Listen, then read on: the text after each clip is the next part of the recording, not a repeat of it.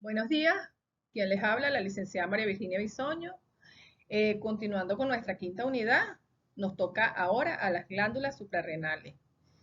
Esta presentación fue dividida en tres partes, ya que es una presentación bastante extensa y para poder montarla en el Classroom sin ningún problema, se hizo de esta manera. Las glándulas suprarrenales o adrenales son dos glándulas bilaterales y asimétricas. Desde el punto de vista anatómico, el riñón izquierdo está situado por encima del riñón derecho. El riñón derecho está colocado anatómicamente más bajo. Por otro lado, desde el punto de vista conformacional de la glándula suprarrenal en sí, la glándula que está sobre el riñón izquierdo tiene una forma semilunar, mientras que la glándula que está colocada sobre el riñón derecho tiene una forma piramidal. Entonces, de ahí se debe su asimetría. Pero igual están ubicadas en la porción retroperitoneal y descansan sobre los riñones. Poseen un peso aproximado de 5 a 8 gramos. A su vez poseen una función hormonal que es la síntesis de las hormonas que se obtienen o se generan en las glándulas suprarrenales y una función neurotransmisora como respuesta al estrés. Continuando desde el punto de vista histológico, esta glándula posee una cápsula, esta que está aquí en amarillo beige, de tejido conectivo. Posee también una corteza y una médula. En esta corteza se presentan unos tabiques que se introducen en el parénquima y este parénquima, que es toda esta estructura, forma o posee una zona cortical y una zona medular. Vamos a ver cada una de estas zonas. Aquí tenemos la representación de lo que es la cápsula. Aquí tenemos la zona glomerular. Está formada por un grupo de células redondas que se mantienen en forma de cordones ovoides que están separadas por la última porción de las trabéculas de tejido conectivo y que tienen a su vez capilares sinusoides pero escasos. Estas células presentan un núcleo redondo que se colorea intensamente y poseen un citoplasma escaso y que se tiñe muy poco. Cuando vamos a la siguiente zona, que es la que representa la mayor porción, se llama la zona fasciculada o fasciculata. Esta zona es la más predominante. Las células están ubicadas en forma de columnas separadas por los tabiques, que son de tejido conectivo, y por los capilares. Las células de esta zona se denominan espongiocitos. Son unas células voluminosas, grandes, que presentan abundante citoplasma, pero que también es poco teñido y que presentan un núcleo pequeño. La otra zona que tenemos aquí es la zona reticularis o la zona reticular. Es la capa más interna y está conformada por células pequeñas que están todas juntas, colocadas de manera irregular, entrecruzadas, anastomosadas, y que son las encargadas de secretar las hormonas esteroideas sexuales, como son los estrógenos y los andrógenos. En esta porción medular nosotros vamos a encontrar que posee vasos sanguíneos, médulas, y aquí se lleva a cabo la biosíntesis de otras hormonas. Las vamos a ver más adelante. Entonces, tenemos que la zona cortical está representada por el 80% de lo que es la glándula y la zona medular está representada por entre un 10 y 20%. En la zona cortical se llevan a cabo la síntesis de hormonas esteroideas del eje hipotálamo-hipófisis en las células parenquimatosas. Entonces se presenta una zona que se llama zona glomerular, la cual secreta la hormona aldosterona, y esa hormona aldosterona lo que hace es inducir la reabsorción de sodio y la salida de calcio. También mantiene la presión arterial, estabilizando los líquidos del organismo. Seguidamente tenemos la zona fascicular, que secreta el cortisol, que es una hormona de tipo glucocorticoide, y este cortisol lo que hace es que aumenta la producción de glucosa, aumenta la lipólisis, interviene en el crecimiento, ayuda a formar muchas proteínas estructurales y ayuda al calcio a que se fije también en los huesos. Por último, la zona reticular es la que se encarga de secretar dihidroepiandrosterona o androstenodiona, que son las hormonas que inducen el crecimiento y ayudan a desencadenar lo que es la pubertad. Es una hormona de tipo gonadocorticoide, hormonas sexuales. Por otro lado, tenemos la zona medular, que es el 20%, está compuesta principalmente por células cromófiles, ¿ok? Estas células son las productoras de hormonas y que siendo el principal órgano que convierte la tiroxina en catecolaminas, con la producción de lo que es la adrenalina o epinefrina y la noradrenalina o la norepinefrina. Entonces, esas son las hormonas que se llevan a cabo, o la biosíntesis y el catabolismo que se lleva a cabo en lo que es la zona medular. Aquí tenemos la síntesis de las hormonas esteroideas. El objeto de esta lámina es mostrar un panorama general sobre lo que es los procesos esteroidogénicos, mostrar las diferentes zonas donde se produce la síntesis hormonal, mostrar las diferentes vías, cómo se obtienen esos productos, las vías directas, las vías alternas, mostrar el nombre del producto activo de cada zona y las enzimas con que se trabaja. Entonces, bueno, la biosíntesis de las hormonas esteroideas son necesarias ¿para qué? Para mantener la función reproductiva y la homeostasis en general. Sabemos que puede estar regulada por una o varias hormonas en cada uno de los sitios donde se necesite obtener el producto que deseamos obtener. Y que este comienza, ¿verdad? Aquí a nivel de la zona glomerular, a partir del colesterol, para formar el producto pregnenolona necesitamos de la enzima desmolasa, que es familia de citocromo P450. Una vez obtenida esta pregnenolona, para obtener progesterona necesitamos que se active la beta hidroxiesteroide deshidrogenasa. Ya obtenido lo que es la progesterona, para formar el desoxicosterona, se activa una enzima que se llama la 21 hidroxilasa que actúa sobre la progesterona. Una vez obtenido la desoxicorticosterona, se activa la 11 beta hidroxilasa y se forma lo que es la corticosterona.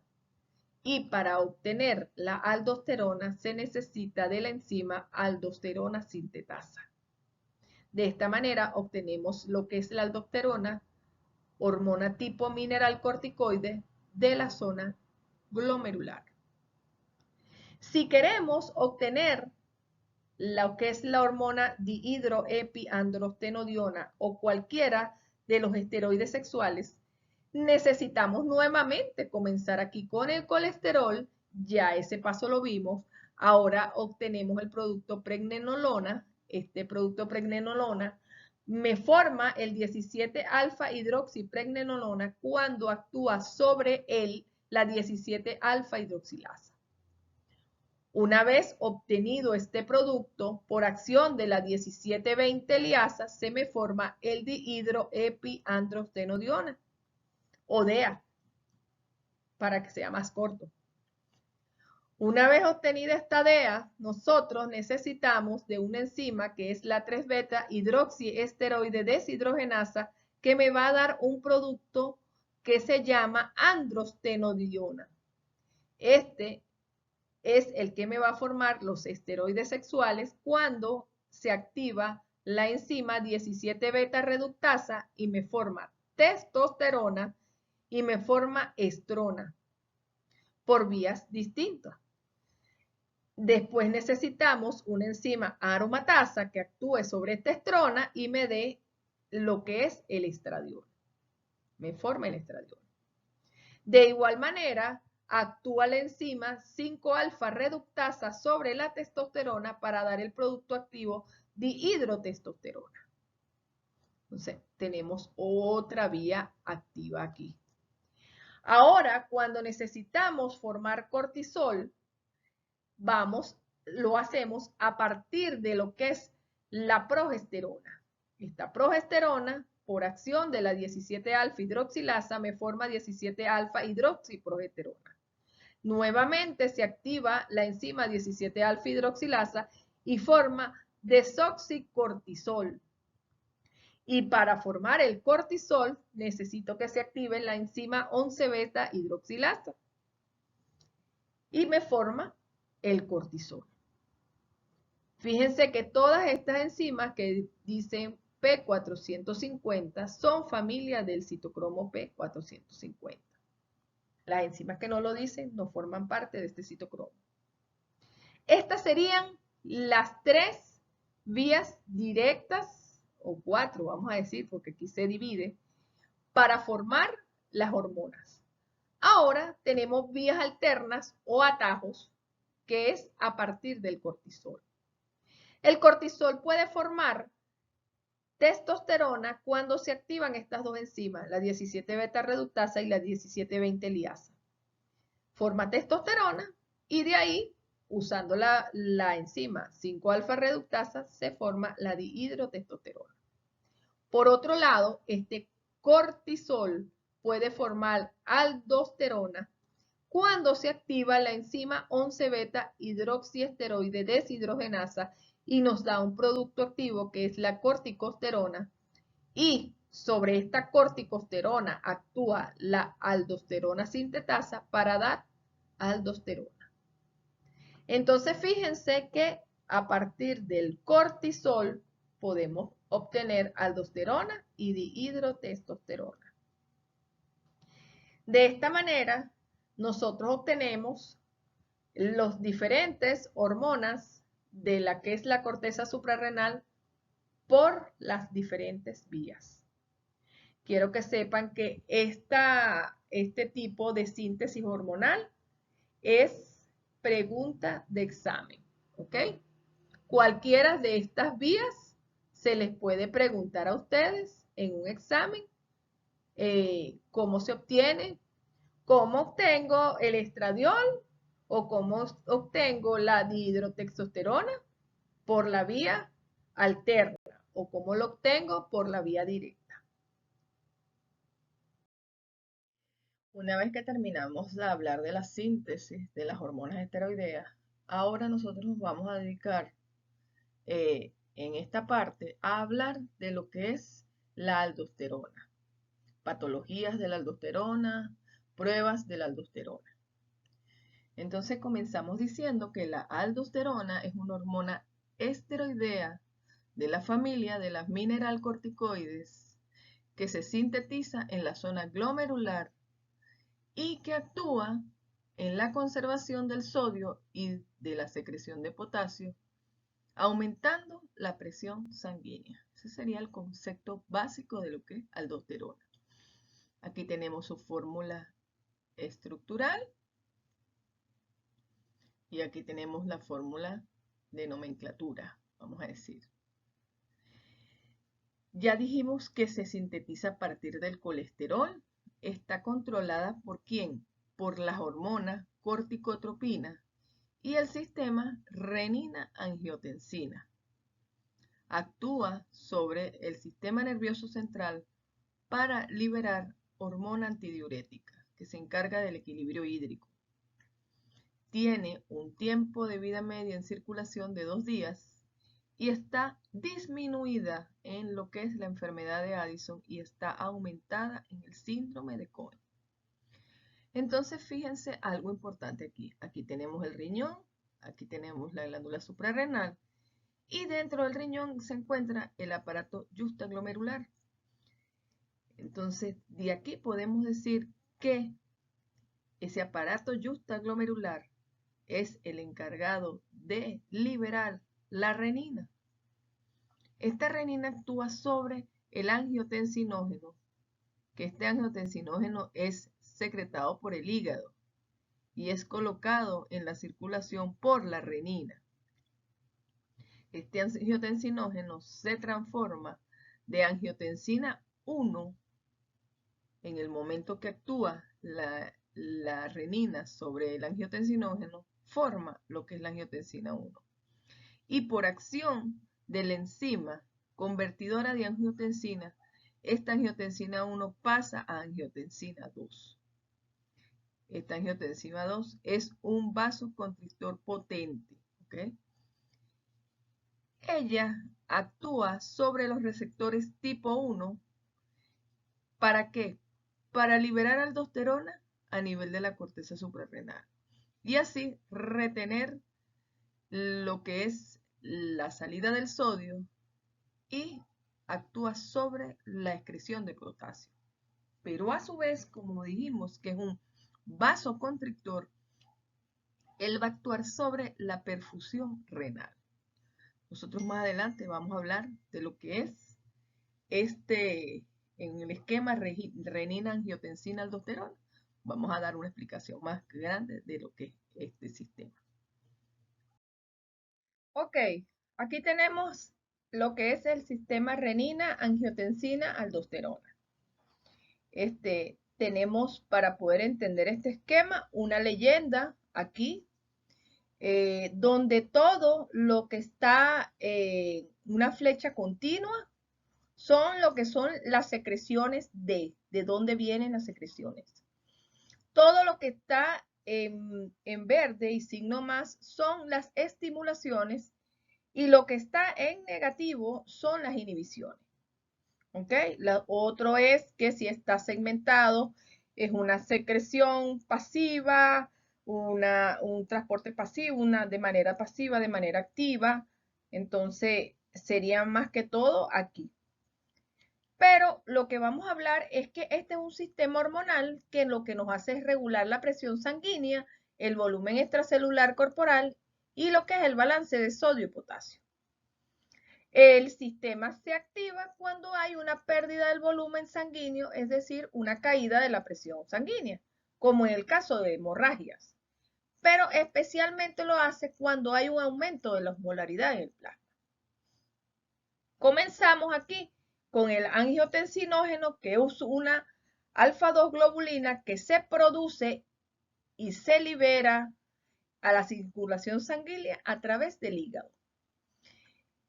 Este angiotensinógeno también actúa como un sustrato de la renina. La renina, como dijimos anteriormente, es secretada por el aparato justaglomerular del riñón. Es decir, la producen los riñones en respuesta de la actividad simpática renal. Cuando actúa la renina sobre este angiotensinógeno, se produce esta angiotensina 1. Esta angiotensina 1 es básicamente el precursor de la angiotensina 2, pero se va a transformar en angiotensina 2 cuando sobre ella actúe la enzima convertidora de angiotensina que se encuentra en el endotelio de lo que son los pulmones o de los riñones o en su defecto del tejido cerebral. Cuando actúa él sobre la angiotensina 1, se transforma en angiotensina 2. Y esa angiotensina 2 va a actuar en diferentes sitios. Va a aumentar la actividad del sistema simpático. Va a producir aldosterona, secreción de aldosterona a nivel renal. Y esta aldosterona se va a encargar de actuar sobre lo que son los túbulos proximales del riñón para estimular lo que es la reabsorción de sodio y la excreción de hidrogeniones. A su vez, va a actuar también sobre la reabsorción de sodio, cloro y la excreción de potasio. Y va a retener lo que es el agua. Entonces, por eso decimos que cuando retiene agua hay un aumento del volumen sanguíneo. ¿Ok? Por otro lado, esta angiotensina 2 también va a actuar a nivel de lo que son las arterias y de pequeña manera sobre algunas venas. Y lo que va a hacer es aumentar la presión sanguínea porque es un potente vasoconstrictor. Y lo que va a hacer es que se contraigan esas arterias y aumente la presión arterial. ¿Ok? Entonces, fíjense también, aparte de eso, va a tener su efecto a nivel de lo que es sobre la pituitaria posterior para lo que es la secreción de hormona antidiurética y también lo que nombramos anteriormente, que es la retención de agua, ¿ok? Al espacio extracelular. Entonces, fíjense, todas estas cosas que hace la angiotensina, que entre lo que tenemos importante es el agua y lo que es la retención de estos electrolitos, va a provocar un aumento efectivo sobre la circulación sanguínea y sobre la perfusión del aparato justaglomerular, que es el que me va a inhibir a mí en algún momento la producción de renina y me va a mantener este sistema activo. Cuando necesite renina, se activa, y cuando no necesite renina, disminuye la renina, haciendo este efecto aquí inhibitorio. Entonces, de esto es lo que hablamos cuando nos referimos al sistema renina, angiotensina, aldosterona. Un sistema que me regula, para resumir, la presión sanguínea, el balance de sodio y potasio y lo que es el volumen extracelular. Ok, hablando aquí, resumiendo un poquito lo que es la renina, es una glucoproteína enzimática angiotensinogenasa que tiene una forma activa con 340 aminoácidos, que es esta estructura que está aquí. Sabemos que se sintetiza y que es la encargada de actuar como sustrato sobre el angiotensinógeno para formar angiotensina 1. Se almacena y es secretada ¿por quién? Por el aparato justaglomerular, y es el encargado de regular la presión arterial y la homeostasis cardiovascular. Aquí tenemos lo que son los valores de referencia de la renina, dependiendo de la posición postural, si es posición erecta, si es posición supina o si se hace de manera ambulatoria cuando llega un paciente. Seguidamente tenemos aquí lo que es la aldosterona, todos los efectos que puede tener la aldosterona y sobre quién actúa. Se le dejo aquí este cuadro resumen para que ustedes puedan ver que entre las cosas más importantes es que el potasio actúa sobre la aldosterona y es el que se encarga de lo que es la regulación de sodio y agua y la pérdida de potasio y magnesio. ¿Ok? Pero tiene todas estas funciones sobre el tejido. Cuando hablamos de las patologías que puede dar la glándula, tenemos lo que es el hipoaldosteronismo, que se trata de la disminución de la síntesis de aldosterona y o de su secreción como efecto derivado de una lesión suprarrenal primaria. ¿Qué pasa en esa lesión? Que hay un aumento de la renina plasmática, hay un aumento de la creatinina, hay un aumento del nitrógeno ureico, hay un aumento del potasio, pero hay una disminución del sodio. Eso es en el hipoaldosteronismo primario. Cuando hablamos de que hay una disminución de la estimulación de la secreción de aldosterona secundaria a lo que es la inhibición del sistema renina-angiotensina, nosotros vamos a tener es la renina plasmática disminuida, pero un aumento de los inhibidores de la renina.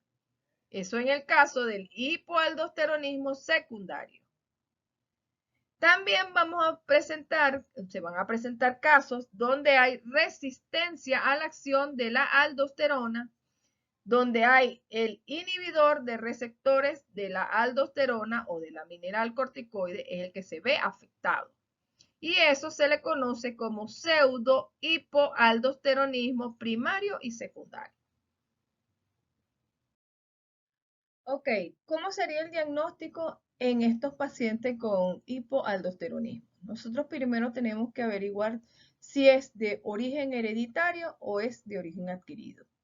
Hereditario hablamos de la enfermedad de Addison, que ya tiene una prevalencia de 4 a 10 casos en 100.000 habitantes. ¿Ok?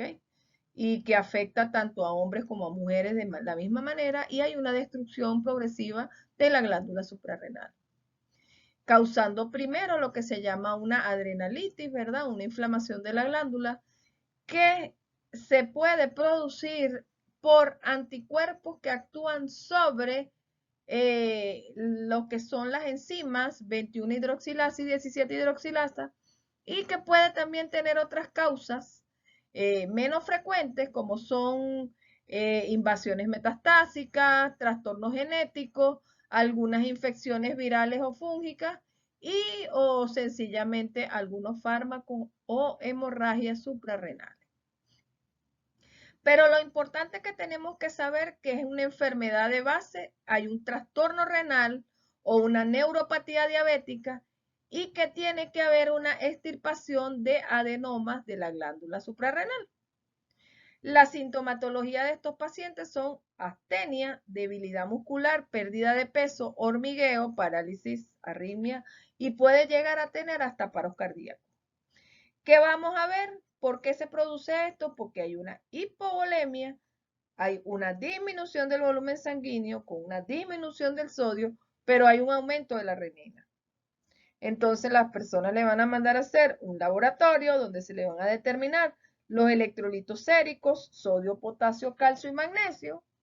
Por otro lado, las determinaciones químicas de urea, creatinina y lo que es renina, tanto sanguíneas como urinarias, y la determinación de aldosterona. Eso es lo que se le va a hacer al paciente.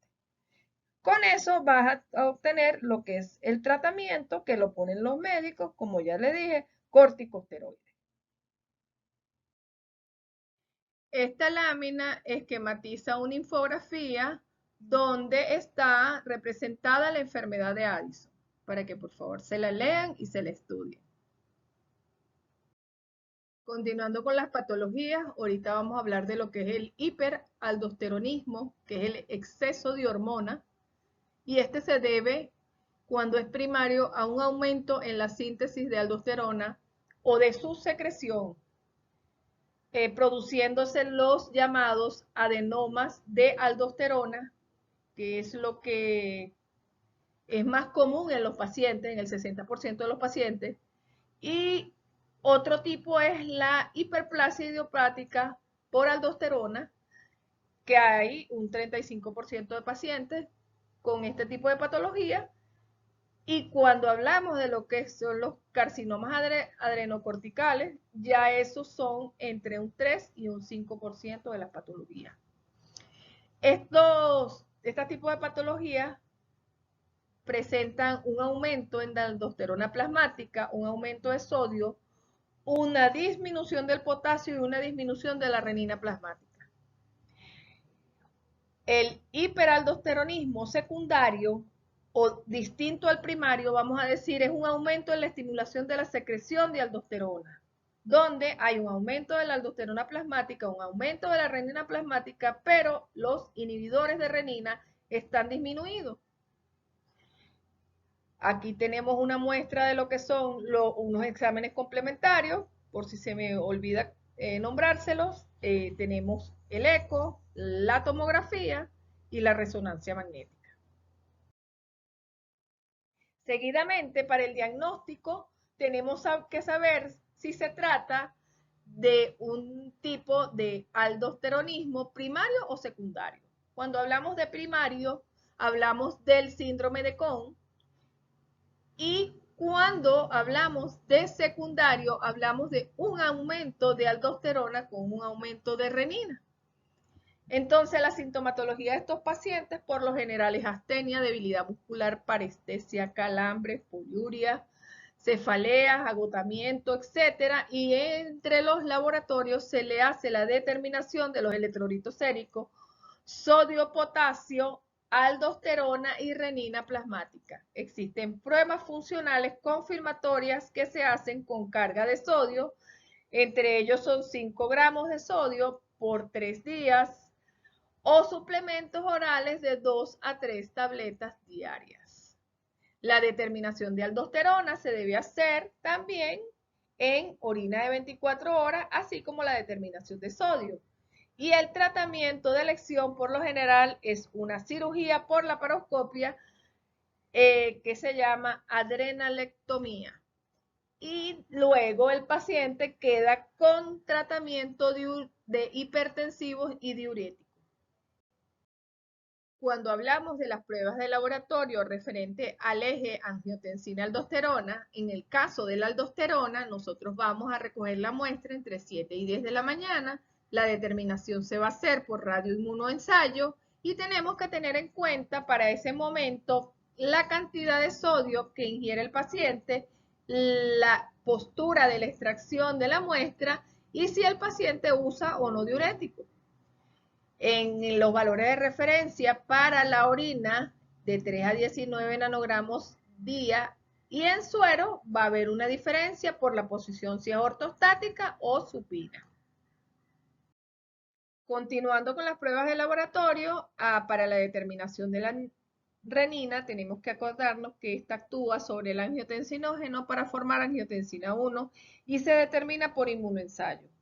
Existen fármacos que intervienen en lo que es la determinación, entre ellos tenemos los antiinflamatorios no esteroideos, los espironolactonas y los beta bloqueantes o inhibidores de la EK.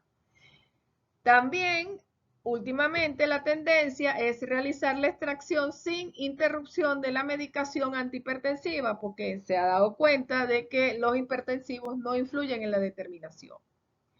Después de hacer la determinación de lo que es la renina y la actividad plasmática de la renina, la cual se hacen por modalidades distintas porque uno necesita suero y el otro necesita plasma, por lo tanto tenemos que recoger la muestra en 2 tubos, en un tubo de vidrio normal para poder hacer la determinación de suero y en un tubo que se mantiene en hielo, conecta, se centrifuga al frío y se separa el plasma y se congela a menos 20 grados para hacer la determinación de la actividad de la renina plasmática. Una vez que tenemos esas determinaciones realizadas, tenemos que hacer la determinación de lo que son los cocientes. Aquí tenemos lo que es la aldosterona, que tenemos que determinarla, y lo que es la actividad de la renina plasmática. Y también hacemos el cociente aldosterona-renina. Entonces, ¿qué vamos a encontrar ahí? Estos son los valores de referencia por algunas técnicas. Tenemos que valores por debajo de 10 se considera hiperaldosteronismo secundario. Valores entre 11 a 30 se consideran valores normales. Y ya cuando estamos por encima de 30 sospechosos, Y si estos valores pasan de 40 o 50, estamos hablando de un hiperaldosteronismo primario. De igual manera, con los valores de lo que es la determinación del cociente aldosterona-renina. Los valores normales son de 1.5 a 11. Valores por encima de 11 se consideran ya alterados. Cuando hablamos de lo que es la prueba de laboratorio de supresión, esta prueba es con lo que se llama la fludrocortisona.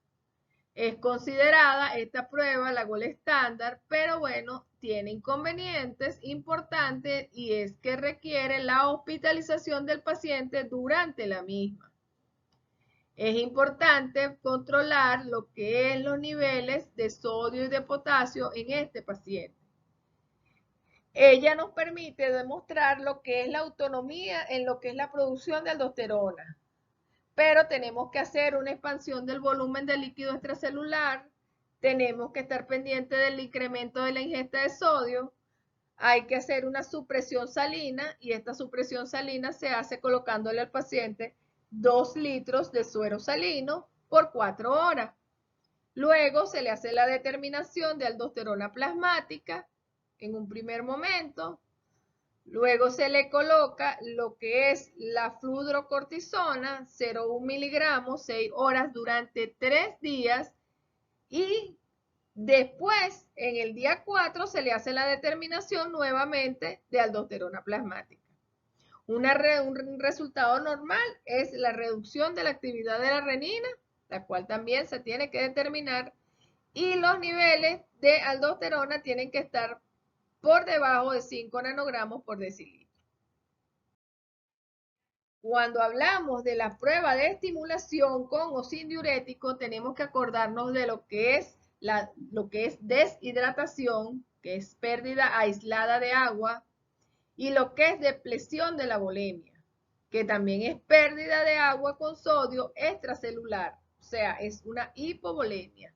Esta depresión de la volemia se debe a pacientes que puedan tener hemorragias, quemaduras, vómitos, diarrea y fístula. Entonces, ¿qué hacemos? Hacemos una depresión programada de la volemia, donde hacemos la restricción de sodio y de diuréticos. Y los niveles de aldosterona deben estar 2 a 3 veces superior al valor de referencia o el valor basal. Cuando se estimula este paciente con lo que es la fluorosemida, es inyectable, se inyecta entre 40 y 80 miligramos de fluorosemida, los niveles de aldosterona deben aumentar de 2 a 4 veces por encima del valor normal. ¿Ok? Aquí tenemos un cuadro con los valores de referencia séricos y urinarios. Y aquí también está en la primera parte lo que es el test postural. Pues lo importante que es saber si el paciente estaba en posición erecta, en posición supino, si fue acostado, fue de pie. Tenemos los valores de aldosterona sérica, actividad plasmática de la renina, valores de referencia también de aldosterona y sodio en orina, valores séricos de referencia de algunos electrolitos, y para lo que es el ensayo de la renina plasmática tenemos otros valores de referencia. Esto es todo por esta primera parte de lo que es el estudio de la glándula suprarrenal.